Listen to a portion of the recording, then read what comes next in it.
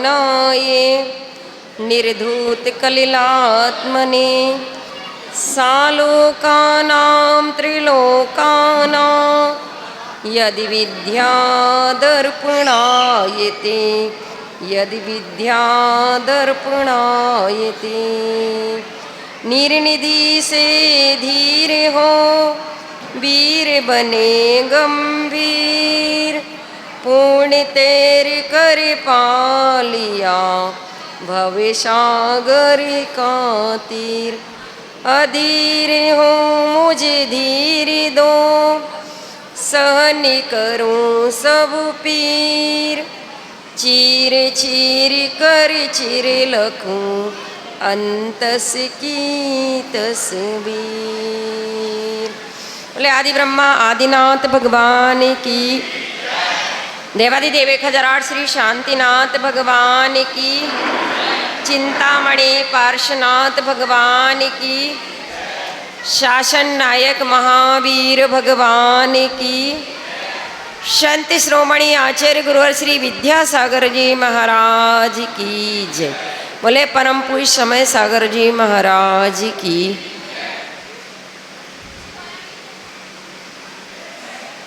सब लोग है ना बिल्कुल शांति के साथ बैठेंगे, ऐसा नहीं हल्ला करते समय नहीं बैठना है किसी को भी।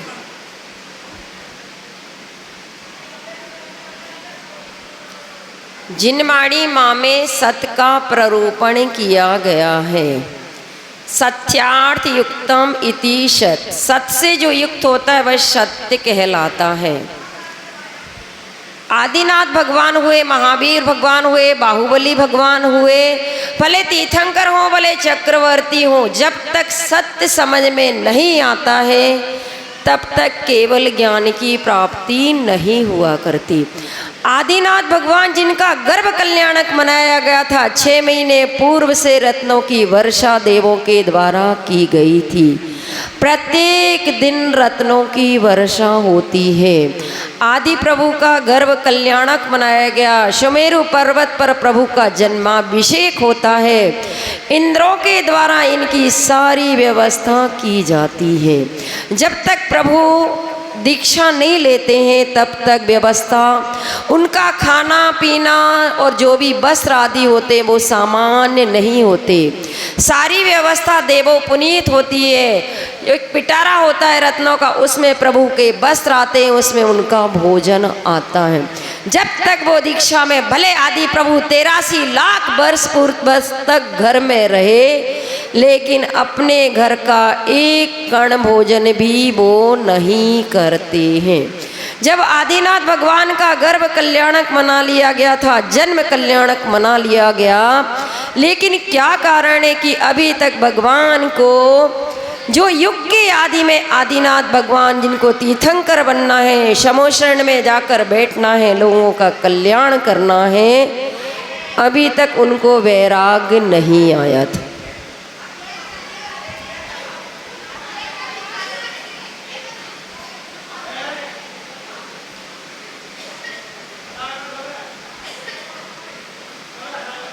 आदिनाथ भगवान ने असीम कृषि वाणिज्य और शिल्प, ये सारी विद्याएं, जब भोगभूमि का अंत हो गया था, 10 प्रकार की कल्प वृक्ष भूमियों का समापन हो गया। लोग खाने के लिए तरस रहे थे, ना खाने के लिए है, ना पीने के लिए है, ना रहने का तरीका है। सारी व्यवस्थाएं भोगभूमि के अवसान के कारण सब कुछ अस्त व्यस्त हो गया। अब सूर्य को लोगों ने नहीं देखा था, पहले मणियों के प्रकाश में सूर्य छिप जाता था, लेकिन भोगभूमि के कारण 10 प्रकार के कल्प वृक्ष का अवसान हो जाता है। लोग घबराने लग जाते हैं, आदि प्रभु के पास आते, भगवान हम क्या करें, नाभिराज के पास आते, हम कैसे जिएंगे। तब उनको खेती करने की शिक्षा आदि प्रभु ने दी थी, और भरत चक्रवर्ती के द्वारा ये सारे जो क्षत्रिय वैश्य शूद्र कुल, ये सारे ब्राह्मण आदि कुलों की स्थापना भरत चक्रवर्ती के द्वारा की गई। अब आदिनाथ भगवान को जैसे 84 लाख वर्ष पूर्व की उनकी आयु थी, इसको ऐसे समझना जैसे किसी की 84 वर्ष की उम्र हो और 83 वर्ष तक वो घर में बैठा रहे। उसको तीर्थंकर बनना है, उसको सब कुछ करना है, लेकिन वैराग्य अभी नहीं आ रहा था। तब सौधर्मेंद्र को चिंता हुई कि आदि प्रभु को कैसे वैराग्य दिलाया जाए। फिर अवधि ज्ञान से वो जानते हैं कि ऐसी नीलांजना तैयार की गई जिसकी उम्र बिल्कुल अल्प बची हुई थी। शाम को जैसे सारे सभासद के लोग, सारी प्रजा बैठी थी, नीलांजना का नृत्य प्रारंभ होता है। सब लोग नीलांजना का नृत्य देखने के लिए तल्लीन हो जाते हैं। नृत्य चल रहा है, उसी बीच में नीलांजना की मृत्यु हो गई। आदिनाथ भगवान अवधि ज्ञान रूपी चक्षु से उन्होंने जान लिया कि नहीं, एक पलक झपकते दूसरी नीलांजना वहाँ नृत्य करने लगती है, लेकिन नहीं, भगवान के ज्ञान में वो आ गया ये संसार असार है, क्षणभंगुर है। उसी समय वे राग आ जाता है और भरत चक्रवर्ती को, बाहुबली को राज्याभिषेक करते हैं और स्वयं उसी समय लौकांतिक देव आकर उनके वैराग की सराहना करते हैं। प्रभु पालकी में बैठकर वन की ओर चले जाते हैं। वो दीक्षा लेकर बैठ गए हैं, अब उन्हें कोई भी चिंता नहीं है, लेकिन उनका अनुसरण करते हुए 4000 राजा और दिगंबरी दीक्षा ले लेते हैं। बिना सोचे समझे, नहीं हमारे राजा गए इसलिए हम भी जाएंगे। आदिनाथ भगवान तो 6 महीने के लिए ध्यान में बैठ चुके थे। ये 4000 राजा थे, इन्होंने कभी भूख नहीं देखी, प्यासा, इन्हें ऐसा ध्यान, ऐसा ज्ञान, ऐसा संयम उन्होंने कभी कुछ देखा नहीं था। एक दिन देखा, आदि प्रभु कुछ बोल नहीं रहे हैं, 2 दिन हो गए, 3 दिन हो गए, 4 दिन हो गए, सारे के सारे भूख से तड़पने लग गए। अब हम क्या करें? ये बोलते, यदि वो सोचते हैं कि हम यदि राज्य में वापस जाते हैं तो भरत चक्रवर्ती नहीं छोड़ेंगे, और घर जाते हैं तो घर के लोग हमें स्वीकार नहीं करेंगे। तो भरत चक्रवर्ती के डर से ये 4000 राजा यत्र तत्र परिभ्रमण करने लग जाते हैं, कंदमूल खाने लग जाते हैं, फल खाने लग जाते हैं। इतना मतलब अब लोगों ने समझाया, ऐसी 4000 राजाओं की मुनि वेश में प्रवृत्ति देखकर देव प्रकट होते, बोले नहीं, मुनिचर्या का ऐसे पालन नहीं होता है। यदि तुम मुनिचर्या का पालन नहीं कर सकते तो मुनि वेश को छोड़कर अपने जीवन का यापन करो। तब वो मध्यम मार्ग को अपना लेते हैं, बलकल धारण करते हैं, पत्ते पहन लेते हैं और कंदमूल खा लेते हैं, नदियों का पानी पीते हैं। ऐसा करते करते 6 महीने निकल गए। जब आदिनाथ भगवान पहली बार आहार के लिए निकले तो भैया उस समय कोई मुनिचर्या को नहीं जानता था। महाराज जी निकले जैसे ही तो कोई अपनी कन्याओं को खड़ा कर देता है, कोई हीरे पन्ने जवाहरात लेकर थाली लेकर खड़ा हो जाता है, कोई कहता है महाराज अब अपने घर की तरफ चलो, अपने राज्य को संभालो। कई तरह की रोज रोज बातें होती हैं। 6 महीने तक आदिनाथ भगवान को विधि नहीं मिली, मतलब 6 महीने विधि नहीं मिली, 6 महीने उपवास किया। 12 महीने 13 दिन के बाद एक दिन जब प्रभु हस्तिनापुर की ओर गए, उसी रात को राजा श्रेयांश को सपने आता है कि कोई पर्वत मेरे महल की ओर चला आ रहा है। तब उन्होंने अपने ज्ञान से लगाया, निमित्त ज्ञान से पता लगाया, ओहो ये तो तीर्थंकर आदिनाथ भगवान आहारचर्या के लिए आ रहे हो। उन्होंने कई लाखों वर्ष पहले वज्रजंग और श्रीमती के जीव में के रूप में किसी मुनि को आहार दिया था। वो आहार के संस्कार लाखों वर्ष के बाद भी आज सपने में आ जाते हैं। और वो श्रेयांश राजा और कौन से राजा, दोनों भाई मिलकर जब आदि प्रभु का पड़गान करते हैं तो भगवान ठहर जाते हैं। और आदिनाथ भगवान का पारना अक्षय तृतीया के दिन होता है। कौन से दिन हुआ? आदिनाथ का हुआ पारना, आखा तीज महान जय जय आदिनाथ भगवान। जैसे आदिनाथ भगवान का इक्षु रस के द्वारा पारना हुआ, कोई खीर नहीं खाई गई, कोई अन्न नहीं लिया, महाराज ने पहली अंजलि में लिया तो इक्षु रस, जो कि गन्ना बोने की कला वो सिखा कर गए थे। जैसे आदिनाथ भगवान का आहार होता है पंचाश्चर्य, हीरे पन्ने जवाहरात, ऐसे रत्नों की वर्षा राजा श्रेयांश के भवन में होती है। जब भरत चक्रवर्ती को पता चला हम इतने भाग्यहीन हैं, आदिनाथ भगवान का आहार अयोध्या में नहीं हुआ, आदिनाथ भगवान को हम नहीं समझ पाए, तब जाकर भरत चक्रवर्ती राजा श्रेयांश को जाकर नमस्कार करते हो। धन्य दाता धन्य पात्र, धन्य दाता धन्य पात्र, ये देवों के द्वारा जय जयकार होता है। और दान तीर्थ के शिरोमणि के रूप में राजा श्रेयांश को घोषित किया जाता है। युग के सबसे पहले आहार देने वाले राजा श्रेयांश प्रतिष्ठा को प्राप्त होते हैं। तो जब तक आदिनाथ भगवान को सत्य समझ में नहीं आया था तब तक उन्होंने दिगंबरी दीक्षा नहीं ली। दीक्षा लेने के बाद भी उनको केवल ज्ञान जल्दी नहीं हुआ। बाहुबली भगवान भी 1 बरस तक खड़े रहे। क्यों खड़े रहे भैया? लताएं, बेल, सर्प, बिच्छू सारी बामी बना ली गई, लेकिन भगवान अपने ध्यान में खड़े हैं। ओले सोले पत्थर पानी बरस रहे हैं, लेकिन भगवान को अभी केवल ज्ञान नहीं हुआ। कई लोग ये कहने लग जाते भरत की भूमि पर पड़े थे इसलिए। नहीं भैया, सम्यक दृष्टि को ऐसी कषाय कभी भी नहीं होती है।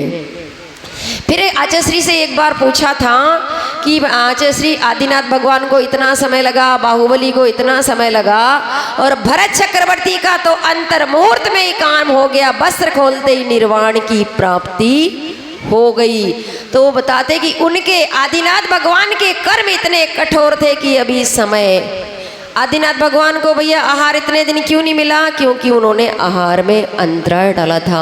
जब बाहुबली को केवल ज्ञान हुआ, आदिनाथ भगवान को निर्वाण की प्राप्ति हुई, उसके पहले बताते कि सबसे पहले मोक्ष जाने वाले अनंत वीर थे, जो कि आदि प्रभु से पहले, तीर्थंकर से पहले भी निर्वाण को प्राप्त हो गए। वो उनके ही कुल में पैदा हुए थे। जिनवाणी माँ में कहा कि श्रोता 3 तरह के होते हैं, श्रोता, सोता और सरोता। ध्यान से सुनना, श्रोता, सोता और सरोता।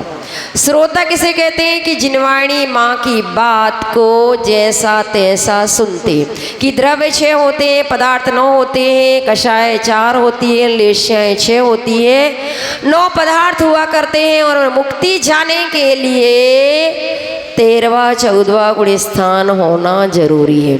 जैसा जिनवाणी माँ में कहा है वैसे के वैसे श्रद्धान कर लेना, वो कहलाता है श्रोता। और दूसरी क्वालिटी के लोग हुआ करते हैं सोता। सोता वो कहलाते कि दिन भर महिलाएं घर गृहस्थी में काम करती हैं, ये लोग दुकान में दिन भर लगे रहते हैं। जब यहाँ सभा में तत्व की बात बताई जाती है, ज्ञान की बात बताई जाती है, तो जिनवाणी माँ की गोद में आकर ऐसे ही एक महानुभाव पंडित जी का प्रवचन चल रहा था। प्रवचन बड़ा ही लच्छेदार था। प्रवचन सुनते सुनते उन्होंने निद्रा देवी का वर्ण किया है ना, सुनना, निद्रा देवी का वो वर्ण करते हैं। और सपने में क्या देखते हैं कि उनकी दुकान पर एक ग्राहक आया है। वो पूछता है कि भैया लट्ठा कितने रुपए मीटर दे रहे? बोले 20 रुपए मीटर। बोले नहीं 20 रुपए नहीं, 15 रुपए दे दो। बोले नहीं, महंगाई का जमाना है, 20 रुपए मीटर ही देंगे। उस प्रवचन सभा हॉल में प्रवचन सुनते सुनते उस बंदे ने पड़ोसी का कुर्ता फाड़ दिया कि अब ऐसे सोता हमें नहीं चाहिए। श्रोता हो गए, सोता हो गए, और आखिरी नंबर के होते हैं सरोता। सरोता किसे कहते हैं? कि जो जिनवाणी की बात जिसे समझ में नहीं आती है, तत्व की बात समझ में नहीं आती है, लेकिन वो क्या करते हैं? काट छाट सिपाही की तरह कट करते रहेंगे। उनको कुछ भी नहीं मालूम, नहीं भी मालूम होगा, चलो भैया दीदी की परीक्षा ले लेते हैं, इनको कुछ आता कि नहीं, महाराज जी को कुछ आता नहीं, कोई भी प्रश्न लाकर सामने, भले उस बंदे को खुद को ही कुछ पता नहीं होगा, लेकिन दूसरे से पूछ लिया जाएगा।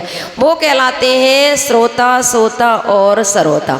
अब देख लेना कि आप कौन सी क्वालिटी के हो। जिनवाणी माँ में कहा है कि जीव भी 3 प्रकार के होते हैं, भव, अभव और दूरान दूर भव। भव्य जीव वो कहलाते हैं जो नियम से मोक्ष जाएंगे ही जाएंगे, जिनका टिकट का रिजर्वेशन है, अभी नहीं जाए कभी नहीं जाए ऐसा नहीं, अनंत अंतकाल में कभी ना कभी वो उनको मोक्ष जाना है। दूसरे व्यक्ति वो होते हैं अभव, जिनको कभी भी मोक्ष की प्राप्ति नहीं होगी। और एक हुआ करते हैं दूरान दूरभव, उनके अंदर शक्ति तो मोक्ष जाने की है, लेकिन वो व्यक्त कभी ऐसा नहीं कर पाएगा कि वो मोक्ष जाएगा। जैसे सुमेरु पर्वत के नीचे की मिट्टी में कलश बनने की योग्यता है, लेकिन कोई भी कभी भी सुमेरु पर्वत की मिट्टी को कोई ना तो निकालेगा, ना घड़ा बनाया जाएगा, ना वो घड़े के रूप में परिवर्तित होगा। ऐसे कहलाते हैं दूरान दूरभव, अभव्य के सदृश दूरान दूरभव।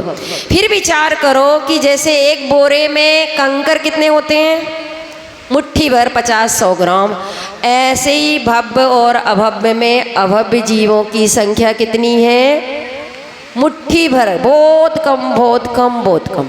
फिर एक बार प्रश्न मैंने किया सुधा सागर जी महाराज से कि महाराज आप ये तो बताओ, हम सारे लोग इतने धर्म ध्यान कर रहे हैं, सब लोग जिनवाणी को सुनते हैं, सब आपको मानते हैं, लेकिन मन में हमेशा ऐसा विचार आता है कि भव्य अभव्य को केवल ज्ञानी ही बता सकते हैं कि भव्य कौन है अभव्य कौन।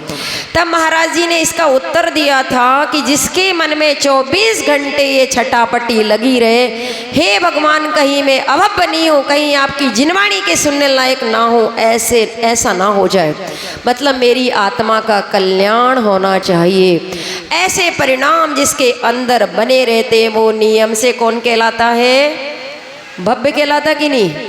फिर आप विचार करना कि आप भव्य हो या अभव्य। आज हमें सत्य की प्ररूपणा मुनि के अनुसार करना है।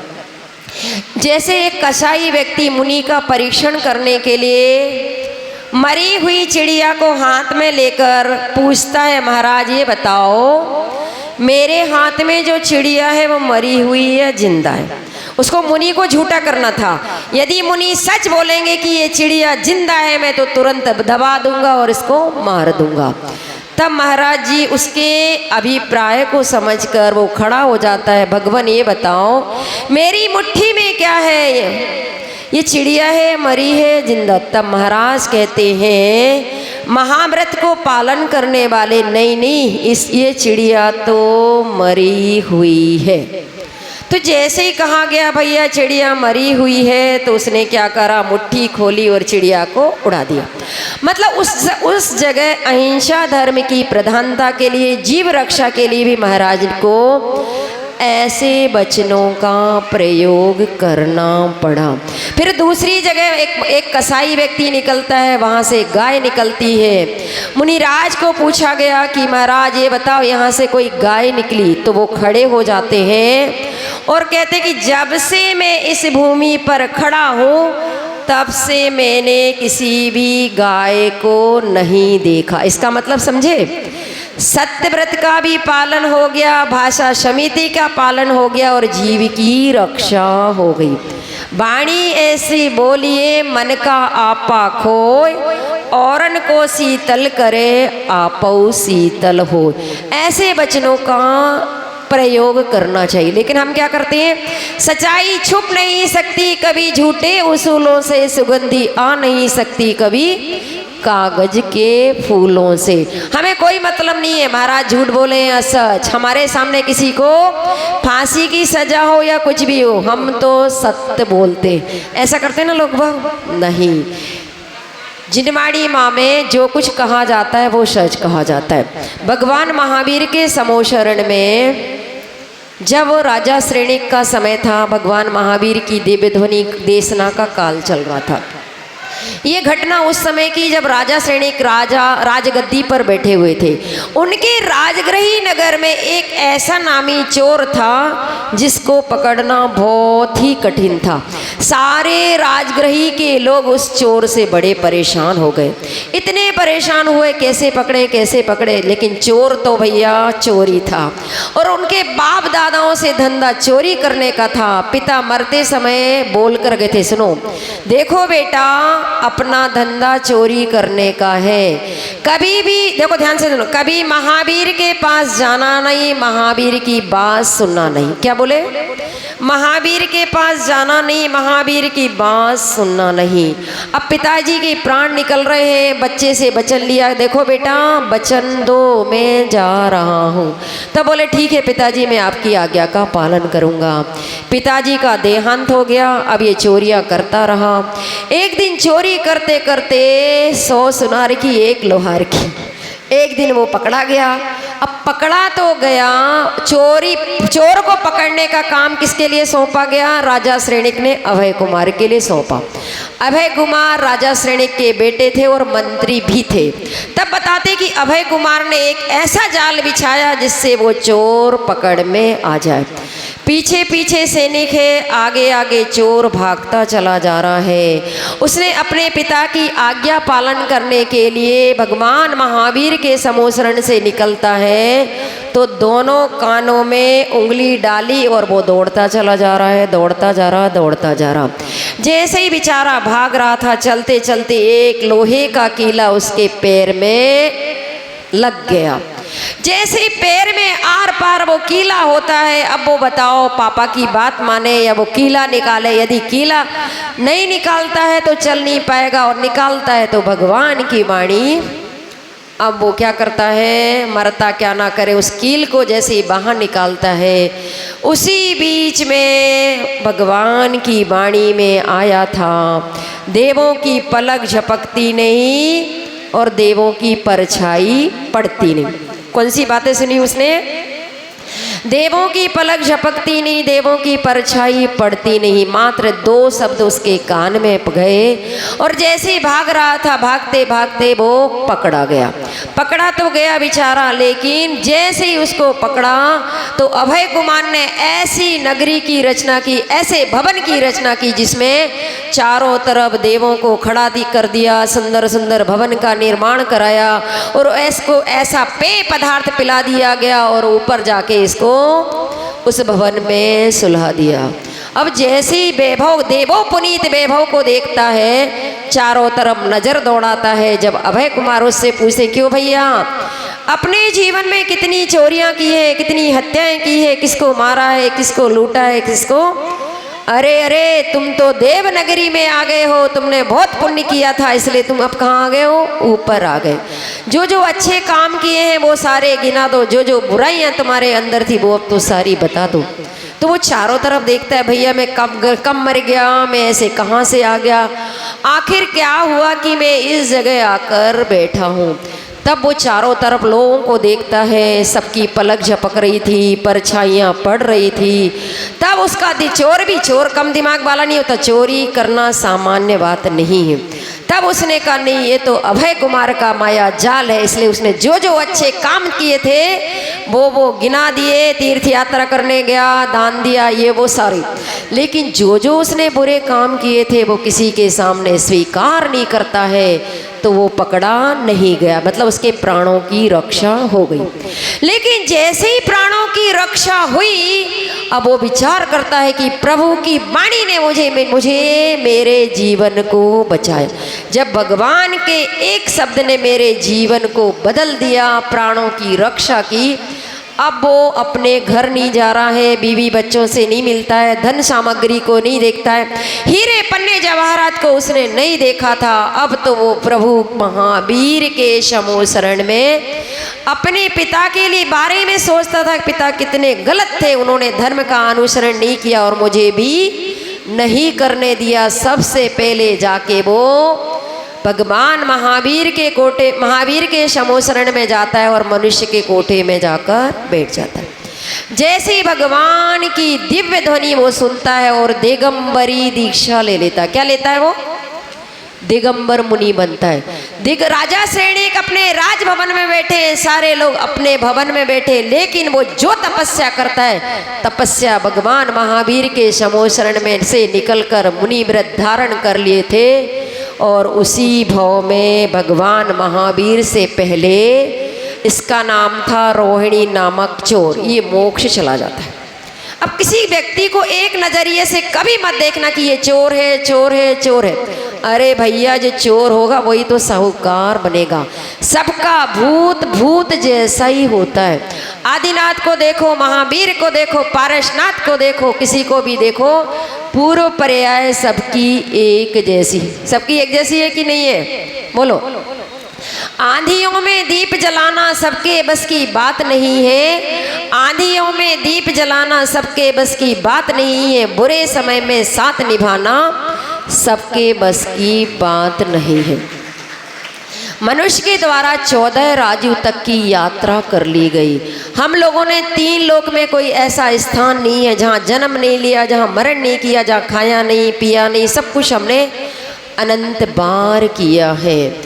जीवन में कोई डॉक्टर बने, इंजीनियर बने, ये जरूरी नहीं है। मृत्यु जीवन का अंतिम सत्य है।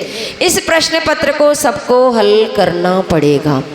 हम साधु बने जरूरी नहीं है, डॉक्टर बने जरूरी नहीं है, इंजीनियर बन पाए, लेकिन अंतिम प्रश्न पत्र जो कि राम नाम सत्य है, सत्य बोलो सत्य, इसको सबको इसका सामना करना पड़ेगा। ठीक है ना?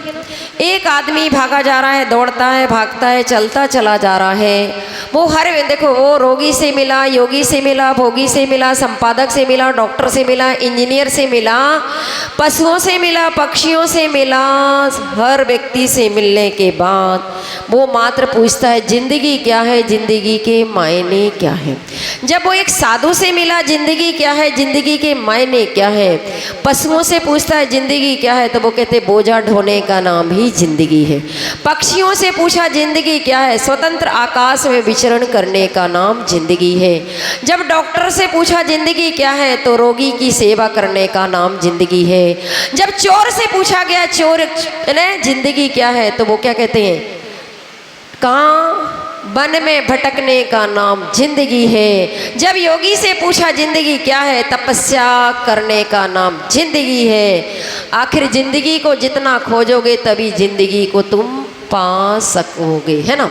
देखो, व्यक्ति का जीवन, एक व्यक्ति था, मरणासन्न था। किसी साधु ने उससे बोला, देखो भैया, आज से 7वें दिन तुम्हारा मरण हो जाएगा। कितने दिन बाद? तिथि डबल हो सकती है, 14 डबल होगी, रविवार कभी डबल नहीं होता। उस बंदे से कहा कि भैया 7 दिन बाद तुम्हें मरना है। तो 1 दिन निकला, 2 दिन निकले, 3 दिन निकले, 4 दिन निकले। अब वो त्यागी तपस्वी की तरह जीवन जीने लग गया, जिसका देना था, जिसका लेना था, दान पुण्य करना था। साधु जैसी चर्या का वो पालन करता है। ऐसा लग रहा कि नहीं, साधु से भी ज़्यादा इसके अंदर समता का समावेश हो गया है। कसाएं उसके अंदर नहीं है, राग नहीं है, द्वेष नहीं है, बैर नहीं है, विरोध नहीं है, मायाचारी जैसे निकल गई हो। बताते हैं कि जब 1 दिन, 2 दिन, 3 दिन, 4 दिन, 5 दिन, 6 दिन, 7 दिन पूरे होते हैं, बिल्कुल वो अब समता की मूर्ति बन चुका था। अब वो इंतजार करता है, अब मैं यहाँ जाने वाला हूँ, 7:05 हो गए, 7 मिनट हो गए, अब मैं चला जाऊँगा। मैंने आरंभ का त्याग कर दिया, परिग्रह का त्याग कर दिया, सब कुछ तो मैंने कर दिया है, अब मैं मरण को प्राप्त होऊंगा। ऐसी भावना करते करते करते वो टाइम का इंतजार करता है। लेकिन जैसे ही घड़ी में 7:20 हुए, अब वो चारों तरफ देखता है, भाई मैं तो नहीं मरा, मेरा मरण नहीं हुआ। साधु सन्यासी ढोंगी होते हैं, उन्होंने तो ऐसे ही बोला था मैं नहीं मरूंगा। ये तो सब कुछ झूठ वूठ है। तभी बेचारे वो साधु महात्मा आते हैं और क्या कहते हैं, भैया मैंने सच ही कहा था कि व्यक्ति का मरण 7 दिन में ही होता है। सोमवार को नहीं मरोगे तो मंगलवार, बुधवार, गुरुवार, शुक्रवार, शनिवार, रविवार, कोई ना कोई दिन तो तुम चले जाओगे। जाओगे कि नहीं? 14 डबल मिलेगी, अष्टमी डबल हो सकती है, लेकिन रविवार, सोमवार, मंगलवार कभी भी डबल नहीं होंगे। सोमवार को हमारा, देखो सोमवार को हमारा जीवन कैसा है, सोमवार को जन्म लिया, मंगलवार को बड़े हो गए, बुधवार को विवाह कर दिया गया, गुरुवार को बच्चे पैदा हो गए, शुक्रवार को बीमार पड़े, शनिवार को अस्पताल में डाला, संडे के दिन राम नाम सत्य है, सत्य बोलो सत्य है। यही हमारी जिंदगी है। इसके अलावा कुछ भी नहीं है। चंद्र क्षणों का ये जीवन है, मरना सबको निश्चित है। कौन कहाँ कब कैसे मरता ये तो रहा अनित। व्यक्ति को इन 7 दिनों में ही मरना, इसके अलावा नहीं मरना। लेकिन आजकल की ज़िंदगी ऐसी हो गई है कि जैसे बच्चे का जन्म होता है तो दूध की बोतल उसके मुंह में लगा दी जाती है, और जरा सा 5-7 साल का होता है थम्सा कोका कोला की बोतल उसके मुंह में दे दी जाती है, और जवानी में आते आते बियर की बोतल उसके मुंह में लग जाती है, और जब बीमार पड़ता है तो ब्लड की खून की बोतल चढ़ा दी जाती है। राम नाम सत्य है, सत्य बोलो। ऐसी जिंदगी हम जीने लग गए। हमने जीवन को नहीं समझा, मृत्यु को आज तक हमने नहीं समझा। एक घटना, किसी हॉस्पिटल में एक व्यक्ति मरणासन था। सुनना, अब वो व्यक्ति बीमार है, सुनो, जैनी व्यक्ति है, स्वाध्याय प्रेमी व्यक्ति है, पूरी बरसों पूरे जीवन काल में उसने स्वाध्याय किया था। उसको कैंसर जैसी बीमारी हो गई। हॉस्पिटल जैन है, डॉक्टर जैन है, मरने वाला व्यक्ति भी अच्छा विद्वान और स्वाध्याय प्रेमी था। तब वो अपने डॉक्टर मित्र से पूछता है, भैया ये बताओ मेरा जीवन काल कितना है, मैं कितने दिन का मेहमान हूँ। तब उन्होंने बताया कुछ नहीं कह सकते, 2-4 दिन ही निकल पाएंगे। तब सोचो, ये कि अभी की घटना है, 5-7 साल पहले की घटना है। बेनाड़ा जी इसको सुनाते थे। तब बताते कि जब उससे कहा गया 2-5 दिन की जिंदगी है, तब उन्होंने कहा कि देखो वेंटिलेटर हटा दिया जाए, सारे जो हॉस्पिटल के सारी चीज़ें उन्होंने हटा दी, और अपने स्वाध्याय संगोष्ठी के लोगों को फोन लगवाया गया, उनको बुलाया गया, घर परिवार के लोगों को अलग कर दिया गया। ओनली 1 ड्रेस, एक जोड़ी कपड़े रखकर उस अस्पताल में चिटाई पर बैठकर जो उन्होंने संलेखना धारण की, मुंह से ब्लड निकल रहा था, और मात्र कॉटन अपने पास वो रखते हैं। इसके अलावा कोई भी यहाँ आके नमोकार मंत्र 12 भावना, मेरी भावना, समय सार के पद्य के अलावा कोई भी अंदर प्रवेश नहीं करेगा। खाने का, पीने का, हर चीज़ का उनके द्वारा त्याग कर दिया गया। और जो उन्होंने मरण प्राप्त किया, आज से 5 साल 4 साल पहले की ये घटना है। आप कहते अस्पताल में मरण होता, अच्छा नहीं होता। अस्पताल में मरण भी अच्छा हुआ करता है। वो अच्छे से अच्छी समाधि को प्राप्त होके मरण करके जाते हैं, त्याग के साथ जाते हैं। उन्होंने घर को याद नहीं किया, बच्चों को याद नहीं किया, बीमारी को याद नहीं किया, और नमोकार मंत्र का स्मरण करते करते प्राणों का विसर्जन कर देते हैं। सीता ने भी 62 वर्ष तक आर्य का व्रत धारण करके तपस्या की थी, और 36 दिन की उनके द्वारा, कितने दिन की संलेखना की? 36 दिन की संलेखना आरिका माँ सीता जी के द्वारा धारण की। अनंगसरा ने भी 3000 वर्ष तक जंगल में रहकर, चक्रवर्ती की बेटी थी। किसकी बेटी थी वो? चक्रवर्ती की बेटी है। हरण हो गया है, जंगल में लाकर डाल दिया गया था। फूल खाती है, पत्ती खाती है, फलों को खाती है, झरने का पानी पीती है। 3000 वर्ष तक चक्रवर्ती की बेटी कैसे उस जंगल में रही होगी? वो भी चतुर्थ काल था, जब 3000 वर्ष तक वो जंगल में रहती है। और एक दिन घटना ऐसी घटी कि उसको जहरीले सर्प ने काल का ग्रास बनाया। पैर की तरफ से सांप उसको मुंह में लेता चला जा रहा है। तभी कुछ देर पहले ही उसके गांव से कोई व्यक्ति आया होगा, अरे ये तो चक्रवर्ती की बेटी है। फिर उसके पिता को लेकर आते हैं, उनके भाई को लेकर आते हैं। तो वो चक्रवर्ती आकर देखता है, सर्प के ऊपर बाण चलाने लग जाते, लेकिन वो नहीं, मना कर देती कि नहीं भैया, नहीं पिताजी, मैंने संलेखना व्रत धारण कर लिया है, क्षेत्र का प्रमाण कर लिया है, अब मुझे यहाँ से कहीं नहीं जाना है। और उसको अभय दान दिलाती है, सर्प को मारने नहीं दिया। तब जाकर वो तो पहले स्वर्ग में देवी बनती है, बाद में लक्ष्मण की पत्नी विशल्या, जिसके स्नान मात्र से लक्ष्मण की शक्ति दूर हो गई थी। लाखों लोगों की मरी जैसी बीमारी विशल्या के स्नान मात्र से क्या किया था भैया, ये 3000 वर्ष तक तपस्या का। कभी भी व्रत तप अनुष्ठान व्यर्थ नहीं जाते। जाते क्या? नहीं जाते। तो तपस्या, अपन ने क्या तपस्या की? हमने क्या किया है कुछ पता है? हमने आज तक कुछ किया ही नहीं है। हमें जो कुछ करना था वो हम नहीं कर पाए। करा क्या? करना क्या था? कुछ नहीं करना था। मुस्लिम काल में 6 महीने तक लगातार हमारे जैन शास्त्रों की होलियां जलाई गई थी। 6 महीने 24 घंटे इन शास्त्रों को जलाया गया। इतना जैन वांग्मय हमारा था।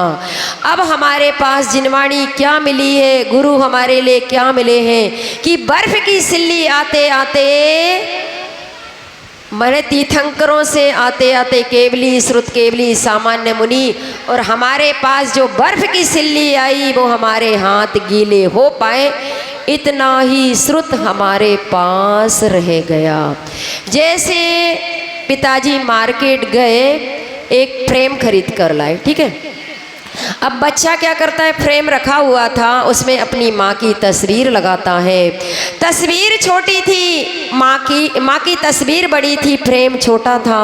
बच्चा उस फ्रेम को काटने लग गया, छाटने लग गया। तब पिता समझाते कि देखो बेटा, अपनी माँ की तस्वीर को काटा नहीं जाता। जब अपन मार्केट जाएंगे, बड़ा फ्रेम लाएंगे, तब तुम अपनी माँ की तस्वीर को लगा देना। ऐसी हमारी जिनवाणी माँ हमें समझ में नहीं आती। हमारे फ्रेम में, हमारी बुद्धि में कोई बात समझ में नहीं आती है। तो जिनवाणी रूपी फ्रेम मतलब हमारे गुरु मिले, हमारे संत मिले, उस समय किसी चीज़ को समझ लेना, लेकिन काट छाट कभी मत करना। एक बार सिंधी व्यक्ति के परिवार में शादी होती ना, जैनी व्यक्ति के परिवार में शादी होती है और सिंधी व्यक्ति उस बारात में आता है। सारे लोग बारात में आते हैं। बारात में समय सार बांटा गया। क्या बांटा गया? समय सार भैया बांट दिया गया। सब लोग अपने अपने घर समय सार ले जाते हैं। वो सिंधी पंजाबी भाई भी सूटकेस में समय सार रखता है और एक तरफ जूते रख लेता है। सुनना, उसी सूटकेस में जूते रख लिए गए हैं, उसी सूटकेस में समय सार रख लिया गया है, और घर जाकर वो क्या करता है, रद्दी में कबाड़े में उस समय सार को बेच देता है। अब समय सार बिक गया है और वो कबाड़े वाले ने जाके पान की दुकान में ग्रंथ को दे दिया। अब पान वाला भी कट करके टुकड़े टुकड़े कर देता है। अब जब वो पान फोल्ड करके किसी जैनी भाई के हाथ में आता है और वो जैसे ही पान को निकाल कर खाता है, उसमें पेज को देखता है, उसमें क्या लिखा था, अहिमिको खलु सद्दो दंसण डाण मइयो सदा रोवी नवी अथि नवी किंच भी नवी वैरम ना। अब उसमें समय सार की गाथा लिखी थी। ये हमारे पास बिना रह गई। हमारे घर में कपड़े रखने की अलमारियाँ होती हैं, हमारे घर में सारी व्यवस्था होती है, लेकिन घर में जिनवाणी रखने की एक अलमारी नहीं होती। हमारे पास विनय खत्म हो गई। हमारे पास कुछ भी नहीं है, संस्कार नहीं है, संस्कृति नहीं है, ना साहित्य की हमारे पास कोई भी। आपको किसी अजैन व्यक्ति के पास भी खड़ा कर दिया जाए, आपकी फेस रीडिंग को देखकर, आपके आचरण को देखकर कोई नहीं कहेगा कि आप जैन हो, क्योंकि जैनाचार समाप्त हो गए कि नहीं। पहले कोर्ट में यदि जैनी व्यक्ति खड़ा हो जाता कि नहीं, जैन व्यक्ति ने गवाही दे दी, तो दूसरी बार पूछने की जरूरत नहीं हुआ करती थी। ऐसी जैनियों की साख थी। हमारे पास क्या है? हमारे पास ना सत्य है, ना सत्य धर्म है, ना हमारे पास। एक बार आचार्य शांति सागर महाराज जी चातुर्मास कर रहे थे। चातुर्मास में उनको खबर मिलती है कि पड़ोस के गांव में किसी मुनि की समाधि चल रही। 80 किलोमीटर दूर शांति सागर महाराज जी हैं, 80 किलोमीटर दूसरों मुनि महाराज सुनो समाधि कर रहे थे। समाधि में लीन होने के बावजूद अब उनको भूख लगने लग गई, प्यास लगने लगी, बार बार पानी मांगते हैं, पानी पिलाओ, पानी पिलाओ, पानी पिलाओ। तो हम जैसे लोग क्या करते, या तो निंदा करते, बुराई करते, कुछ का कुछ बोलते। जब ये बात आचार्य शांति सागर जी को पता चली और वो चातुर्मास की जगह छोड़कर उन मुनिराज के पास आते हैं और नीचे से ही बोलते हैं जय हो छपकराज की, जय हो छपकराज की। जब उनके कान में ये बात पड़ी कि छपकराज में छपकराज, छपक का मतलब क्या होता है, जिसने दुनियादारी छोड़ दी और वो समाधि के लिए तैयारी करके बैठा है। जब उन्होंने कहा कि कौन भैया, फिर बताते लोग कि नहीं आचार्य शांति सागर जी आए। उस समय के आचार्य शांति सागर जी आए। शांति सागर जी आकर कहते हैं नमोस्तु छपकराज, में दक्षिण का आचार्य शांति सागर जी आपको नमोस्तु करता हूँ। कहाँ तो वो पानी मांग रहे हैं और कहाँ आचार्य शांति सागर जी उनको नमस्कार कर रहे हैं। उनको हालांकि सारी बात पता थी संलेखना में ऐसा चल रहा है, लेकिन नहीं, जब उनसे नमोस्तु किया गया, बार बार प्रणाम किया गया, उन मुनिराज की आंखों में आंसू आ गए कि मैं कहाँ खाने के लिए सोच रहा हूँ, पानी पीने की बात कर रहा हूँ, मुझे प्रायश्चित दिया जाए। जब आचार्य शांति सागर महाराज ने संबोधन दिया, जब नरकों का वर्णन सुनाया, त्रियंच गति के दुख सुनाए, खाने पीने के बारे में बताया, नहीं अब मैं अपने होश हवास में चारों प्रकार के आहार का त्याग करके यम संलेखना ग्रहण, यम संलेखना मतलब पूरे जीवन पर्यंत के लिए सब चीज का त्याग करता हूँ। तब बताते कि जब शांति सागर महाराज जी ने उनको संबोधन दिया, उनका सिर शांति सागर महाराज जी के हाथ में था, संबोधन चल रहा था। उसी संबोधन को सुनते सुनते सुनते वो मुनिराज देवलोक को गमन कर गए। ये कोई पुरानी घटना नहीं है, ये शांति सागर जी के अभी की घटना है। तब बताते कि उस साधक ने समाधि साध ली। ये कहलाता है निमित्त, ये कहलाती औषधि, ये कहलाती उस बीमारी को दूर करने की दवा। हम जैसे लोग होते तो निंदा करते, बुराई करते, आलोचना करते, नहीं, सामने वाले की ट्रीटमेंट उसको कैसे देना चाहिए, कैसे सुधारना चाहिए, कैसे धर्म में लगाना चाहिए, ये कहलाता है धर्मात्मा का लक्षण, जो शांति सागर जी के जीवन में कूट कूट कर भरा था। आज हमने आदमी सोया जमी पर लोग कहते मर गया, आदमी सोया जमी पर लोग कहते मर गया, वह तो बेचारा सफ़र में था, वह तो बेचारा सफ़र में था, आज अपने घर गया, आज अपने घर गया। हमें भी परलोक के, हमें भी क्या करना है, अब बाद में टाइम हो गया है, हमें भी अपनी आत्मा का कल्याण करना है, सत्य धर्म को अपने जीवन में उतारना है। आचार्य भगवान ने सत्य की जीवन भर पालना की है। एक बार आचार्य श्री पनागढ़ में थे, वो जंगल जा रहे थे, तो उन्होंने रास्ते में एक किसी व्यक्ति के घर में एक, सुनो ध्यान से, फोटो देखी। उस फोटो में क्या बना था कि दो नाग बने हुए हैं और आचार्य श्री उसको आशीर्वाद दे रहे। जब आचार्य श्री जंगल से लौटे, उस व्यक्ति को बुलाया, बोले ये फोटो कहाँ से ली? बोले नहीं, मैंने ये फोटो बनाई है। क्या बोले? अब ये फोटो बनाई है? तो बोले मैंने तो कभी ऐसा आशीर्वाद नहीं दिया।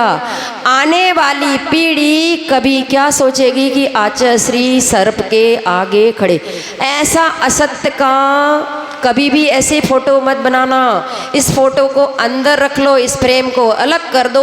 मतलब आचार्य श्री अपनी चर्या के प्रति कितने सजग थे, कितने जागरूक थे। नहीं तो कोई होता तो और अच्छा, भैया ऐसी फोटो खिंचवा लो, ऐसी फोटो खिंचवा लो, लेकिन नहीं, उन्होंने मना करा। ये असत्य है, इस चीज का प्रचार प्रसार नहीं होना चाहिए। युधिष्ठिर जीवन भर सत्य बोले। युधिष्ठिर ने झूठ बोला क्या? जिस समय युद्ध का समय चल रहा था, गुरु द्रोण को जीतना बहुत कठिन था, तब ये बोला गया अश्वत्थामा हतोवा नरोवा कुंजरोवा। इतने में भीम ने जोरदार शंखनाद कर दिया और उनके गुरु ने सुना अश्वत्थामा मारा गया। अश्वत्थामा मतलब वो हाथी मरा था, लेकिन उन्होंने सोचा मेरा बेटा मर गया। उसी समय युद्ध में उनको विजयश्री वरने का। तो युधिष्ठिर ने कभी झूठ नहीं बोला था, लेकिन युधिष्ठिर के भी ऊपर भी कलंक ये लग गए। हम जीवन में हित मित प्रिय वाणी का प्रयोग करें।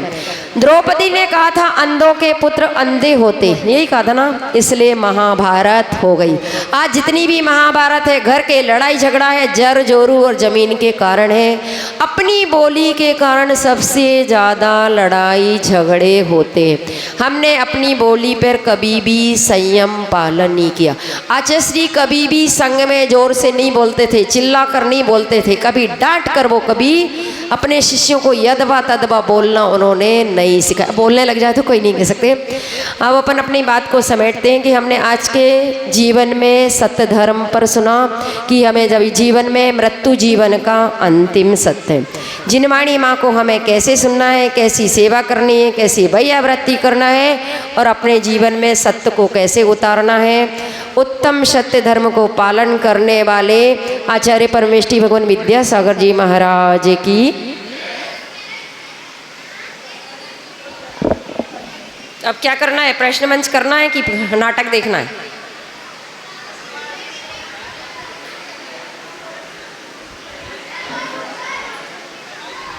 क्या पूछ ले? 5 मिनट, 5 मिनट प्रश्न पूछ ले, फिर नाटक करेंगे, चालू करेंगे। बोलो, 4-5 प्रश्न पूछ लें दो, रहने दे। भैया कह रहे रहने दो, सबको ज़्यादा ज्ञान हो गया। चलो अपन 2-3 प्रश्न पूछ लेते, फिर जिनवाणी स्तुति करेंगे। आपको बताना है जिनवाणी माँ में कितने तरह के श्रोता होते प्रवचन के अनुसार महिला वर्ग से। तैयारी कर लो जब तक। बोलो, खड़ी हो जाओ।